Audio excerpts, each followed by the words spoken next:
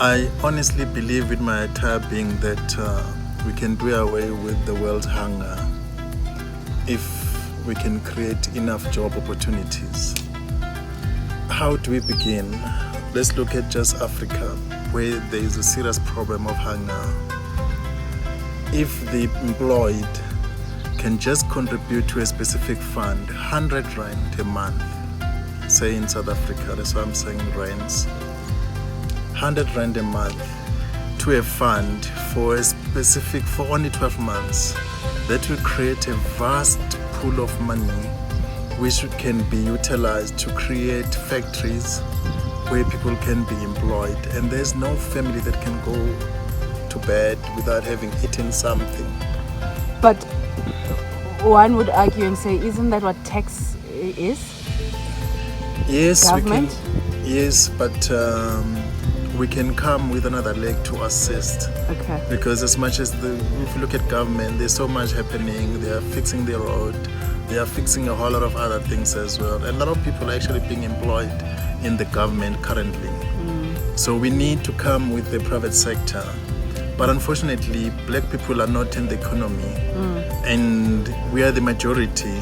So if you can just go, we can use vehicles like churches maybe, where every month, instead of giving the money for the church development, we can come and say 100 rand extra per member should go towards this kitty, which can be used to generate jobs for the community.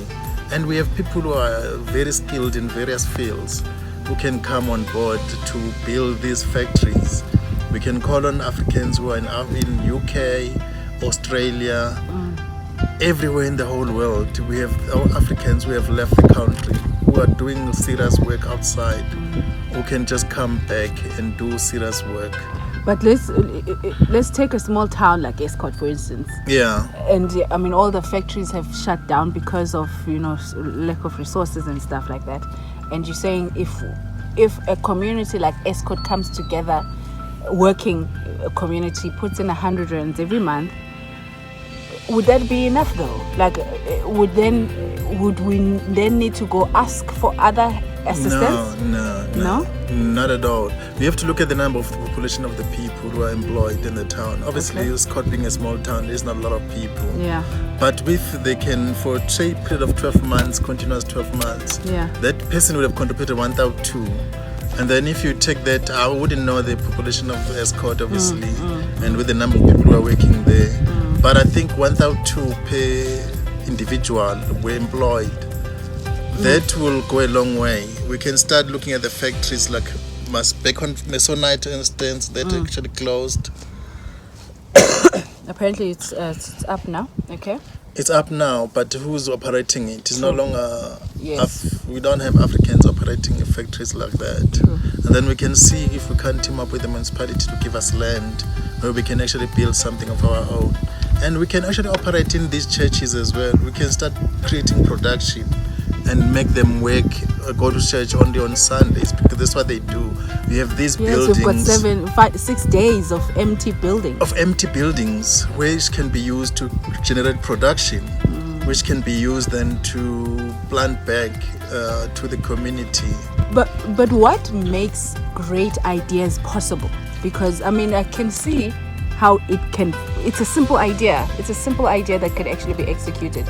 The problem is the people. Who are the custodians of such? Who would we then entrust somebody to look over that? Would it be the mayor, or would it be who? Or how would it work? It's outside a of normal that? person on the street who's got love for the people, and there's many people like that who are running your NPOs, who are just doing that job because they love helping people. True. Those are the people we can be looking up to say, can you help us run with this thing?